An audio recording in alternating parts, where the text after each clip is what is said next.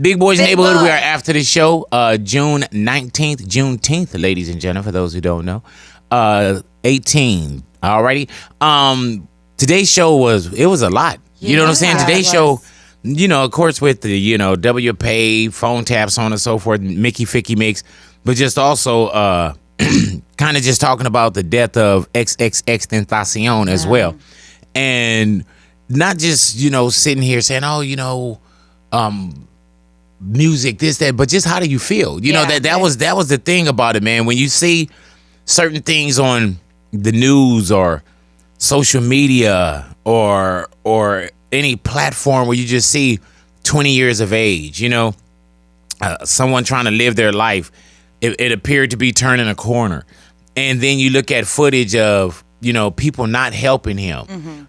The first thing that we do as a society now, some, not all, is press record. You know what I'm saying? And actually record a man taking his final breath and making sure that you got, the right angle, and granted, I don't know if that person called 911 before they started. It don't appear that they did. No. And the way that they were walking the car, you would think that they were trying to, sell it on like Craigslist or something, getting all angles and making sure that they were in the car and got the outside and got, inside and got these great shots of X dying. Yeah, there was no panic on their behalf. And I'm not trying to judge these people, but I was just kind of like, yeah, people are so numbed. Like, how are you not panicking? I felt like I would have been like, oh my God, like even the person that was checking his pulse, it was just kind of like a weird like touch. Like there wasn't like, let's help him. Like, are you breathing? Like there wasn't anything there. It felt so weird. And you just seen that, like, I didn't think, I don't know. I guess I don't know what I was expecting. I guess when I clicked on it, like, I didn't think it was going to be that graphic. Like to hear him gasping for air, that was the like, worst. It was beyond me. I was like, when people were recording that, like somebody recorded that I was able to see it. And you stood there, you recorded it. Put a caption on it. Yeah. And shared the post it. button. Like, when I where's first the saw thought? it, I was like, man, I didn't know what I was watching at first because I saw the still picture first. And I was hoping, and it was like, oh, he has no post. And I'm like, man, I'm hoping he's just like shooting a video or, like it's going to come out and then to be an aha or I got your moment. And we would have been upset about that. But I would take that over someone losing their life. Exactly. Yeah. Exactly. And I always say, man, hopefully things like this are, tuition into the school of experience for everybody. Yeah. I just I can't imagine what it must be like to be a family member and someone say like, yo, isn't that your cousin or something? And then them see the video. Like, that must be so heartbreaking. Or how did his mom find out? I just, it's so, because again, like we've said it before, we said it, you said it earlier in the show, it doesn't matter whether or not you were a fan of him. And for me, there were certain things that I had read about his past that I was like, man, I can't really rock with that. That's not okay with me to do those sorts of things. But he's still a human being and he's still a 20-year-old young man. He still, I'm sure, had so much life to live. And I love that you did bring that up, Big, where think about who you were at 20. Yeah. If you're past the age of 20. Yeah. Think about the dumb things you did and that you wouldn't do again, or maybe that you learned. You knew it all. We all make choices that some choices turn into mistakes, but it all turns us into the people that we are today. And hopefully we're always on a path of bettering ourselves. And I think, he was trying to do that. And you hear people when they speak, they say, oh, he was so nice, he was so intelligent, he was this, and those are things, it's saying, and you hear a lot of great compliments when someone passed on, but those are the times too when you do start saying beautiful things or beautiful memories. That doesn't make you a bad person, or you just worried about it now. Like somebody hit me on Instagram and was like, oh, I didn't see these posts before. I said, no, because he was alive. If I took every snap or every live and then just start, I'm not sitting here doing all that. Right. You know what I'm saying? I don't post pictures of Tupac every day. But if it's Pac's birthday, if it's Pac's, anniversary or whatever, or there's a picture, I'll put up Pac. You know what I'm saying? I don't post Mother's Day stuff or put a picture of my mom up every day, rest in peace. But if there's something that's there and that's special, then yeah. You know what I'm saying? So right now, if XXX, if he passed and people learn from that, and not claim it, for whoever did it, claim it as, look what we did, because it seemed like these are one of these moments now.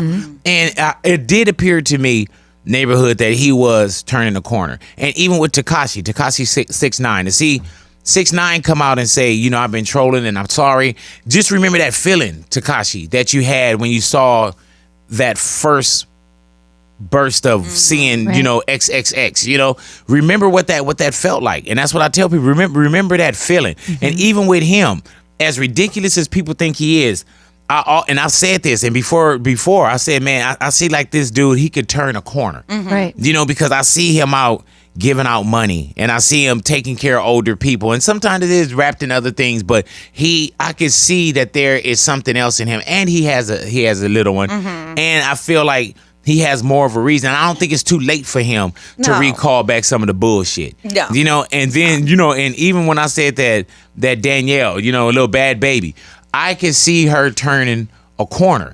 You know what I'm saying? And it may sound crazy, dude, but like even when she was in the neighborhood, like she one of the realest ones. And I know people don't understand what I'm talking about here, but she stand her ground.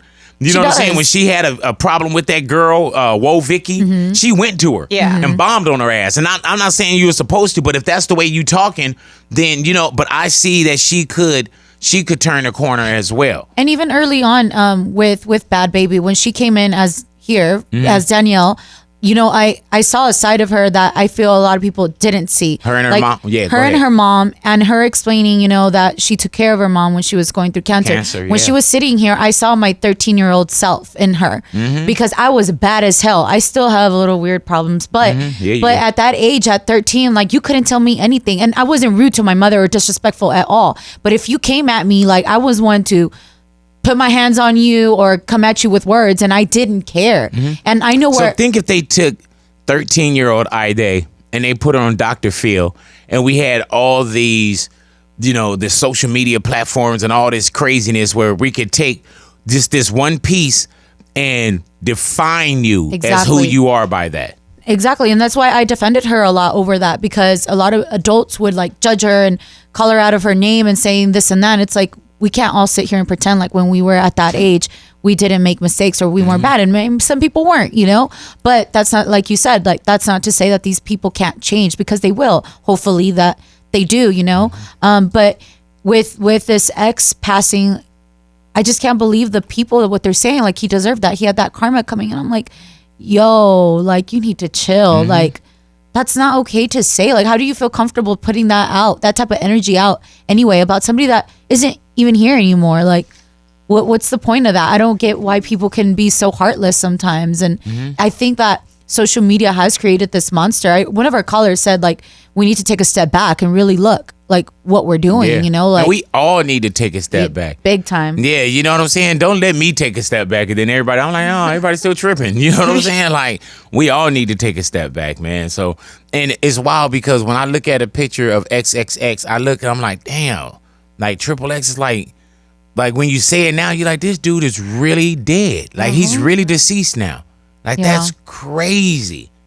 And I wonder, like, I know this isn't like the first thing I thought of, but like, I wonder the people who were behind this, if they had been watching him, if they knew, if it was only just about taking what was in his car, was like, how do they feel now knowing that they've taken a life, and, hopefully they get caught because.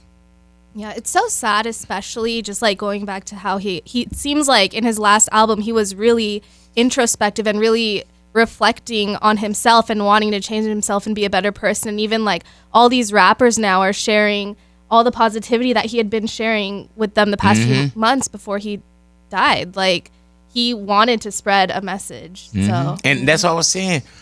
Monica, I'm like, dude, it looked like he was turning the corner. I remember when I was younger, one of my homeboys, his uncle told him, he asked me, he said, why do you hang out with him? He said, he'll never be shit. You know what I'm saying? Like, he didn't really know me. He didn't know what my dreams were, what I was going to become, how great my mom was, or you know what I'm saying? Yeah. He took a snapshot of a young dude that, and wrote my whole life story as being nothing. And I remember when I got on radio and, you know, I'm out and I'm signing autographs and people know who Big Boy is and all this stuff. His kids came to me for an autograph.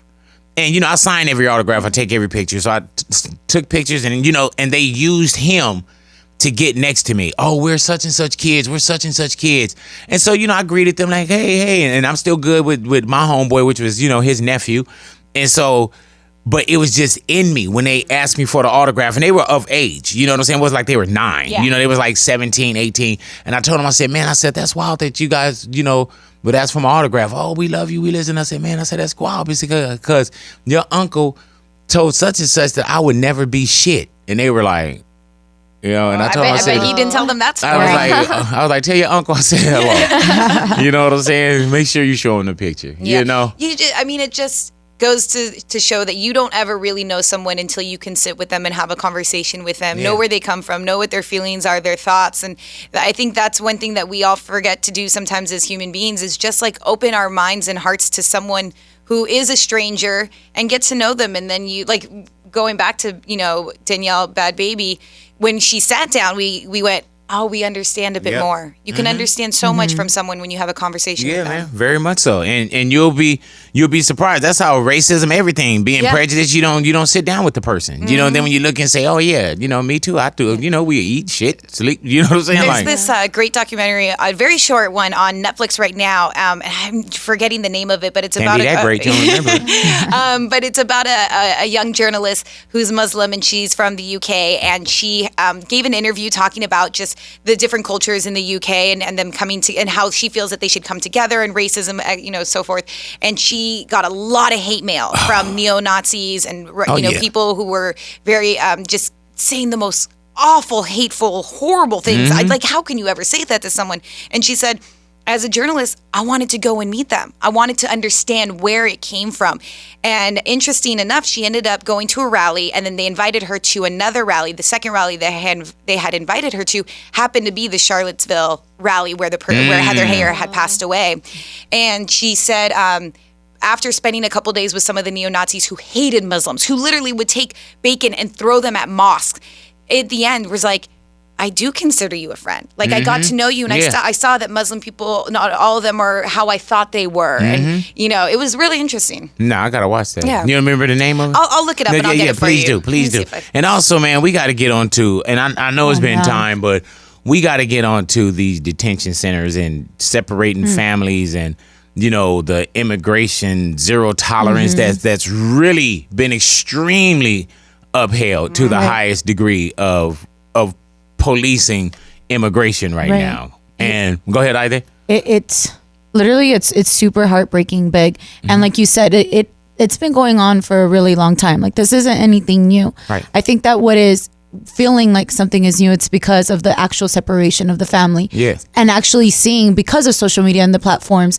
seeing those images, seeing the kids behind the cages, or hearing the sounds of kids being taken apart from their families, that people are outraged. And some people actually aren't. Some people don't care. People are saying, you know, it's the parents' fault. Like, why are they doing this? Yeah, we heard phone calls with that. And that to me, that I don't understand. Like, I get it. Like, this shouldn't be a free for all. Like, we should secure our borders and there should be something in place. I totally agree with that.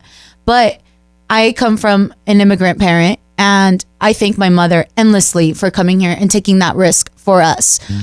These kids that are coming from Central America, they're dealing with violence and drugs and all kinds of things that I can't even begin to imagine. That as a parent, like, let's say that if you're in a burning building, a lot of people are saying, well, that's what they should expect. What they want, like coats and like cookies when they were coming over or what. But it's like, let's say that you're in a burning building and the only thing in front of you is a window and you have your child in your arms. I don't think that you're going to turn and go towards that fire. I think that you're going to leap out of that window not knowing what is there. And I know it's breaking the law, but if there's that bit of hope that there is a better for you and your child, you're going to do it. Yeah, and they definitely took the chance. Yeah. And what people are saying is they took the chance and now you got to pay the consequence. Yeah. There's a chance and a consequence, you know? And that's what people, you know, I was watching this one, whatever the F he was, but he was just like, you know, well, that's the law. and and I was just sitting. I was like, and you can't say, okay, I understand that is the law, but he was just, that's the law. That's it. That's the law. And just his whole argument was, that's the law. And I understand that is the law. It is. But also, like, what do we do? Like, Trump is in a position where he's blaming everything on the Democrats, and everything is about Obama, and this was what Obama left him with. But you're the president, and he's the one that can say, we need to change this. We don't have to put a zero tolerance on, which is what he put on. We don't have to separate these kids and their families. And granted, some are, you could just go and have your hearing and get deported back.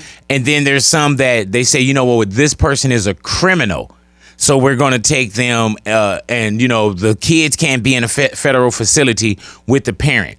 We as a country don't have like a step down, or we don't have another place. Like, if we got to hold them, right, we can't say, okay, there's an exception now. Like, instead of tearing the families apart while we're going through the due process, keep the family together. I don't think people are outraged about being detained. No. Or now wrongfully deported. There's a lot of that shit going on too. Don't get it twisted. But it's also the way that you're doing something. Yes. Exactly. The way, That's they are literally, and they're lying to a lot of these parents too. They are telling them, there's been documents of them saying, we're taking your kid to go have a bath. Right. And the mothers never seen their kids again. Just because 45 a day we're talking about now. It's and it's going to be more. 2,000. It's going to be more. They just because and they said that number could be low. Yeah. Just because something is the law does not mean that it is right. There are certain laws that were put into this country that we don't have anymore because they were inhumane or they weren't right. There was a time when in this country when the law was, a black man couldn't go to the same school as a white man. We couldn't drink from this faucet. Yeah. That doesn't make it right. You couldn't vote. You could, what I'm saying? So, and this doesn't feel right. But it's also the good old boys too. And this is more of, well, if we can't do it this way, then you're going to have to give me, 25, 30 billion to build the wall because or this is the way we're going to do it, And I think that with the pressures that's going on now, even from the Republican side, Donald Trump and that administration, they love the fight. You know what I'm saying? Like, they don't really back down a lot. So I don't know what happens here because Donald Trump ran his whole campaign on the wall and immigration. And now his supporters are looking at him like, okay, you can't back up now. Yeah. And that's my anger with Donald Trump. And people can say whatever they want. Okay, I am very aware that he is not the first president to do this or detaining the families. And okay, deportations. And Obama actually had the most deportations out of all the presidents. And I just hate that he's using these children as well as the DACA recipients to just be reelected as a pawn for his wall. Like, that's all it is, because he wants to be reelected. And if he doesn't come through with his promise with this damn wall, then he's not going to be president again. That's what he wants. The whole way he's going to blame the Democrat. Like, I don't think Donald Trump wanted to be president of the United States anyway. I think he wanted to get there and say that he was bamboozled and hoodwinked and they stole it from him. He would have made his next $1 billion on If I Would Have One. Oh, I can't wait for the all book, the Talking the the tell-all. Mess. He would have been able to point every wrong factor in America for the next 4 to 8 years. He's going to do the same thing when he leaves office. And he's going to say, oh, I also could have done this, but this did, they held me here. And when he say, more jobs, like, jobs been going up steadily. You know what I'm saying? They just didn't fall with you. But it already, not like, man. People forget that just because he got into office on day one, on day two, when you get a new, research comes out and jobs are going up, it's not you didn't do this all in one day. You were left in administration. You inherited a really great, we were in a good position. You take victory for the up movement. Yeah. And then you point the finger for the down movement. Yeah, but Louis here now, you guys. We're gonna get out of here. I don't want his head to blow from all this intelligent talk we have in here. This is too much for him. Yeah, no strippers. Don't worry, Lou. Alrighty, so thank you for hanging out with us after the show, man. Remember, all things Big Boy's Neighborhood is right there at RadioBigBoy.com. Thank you. Enjoy the rest of your day. Enjoy the rest of your life. We are gone.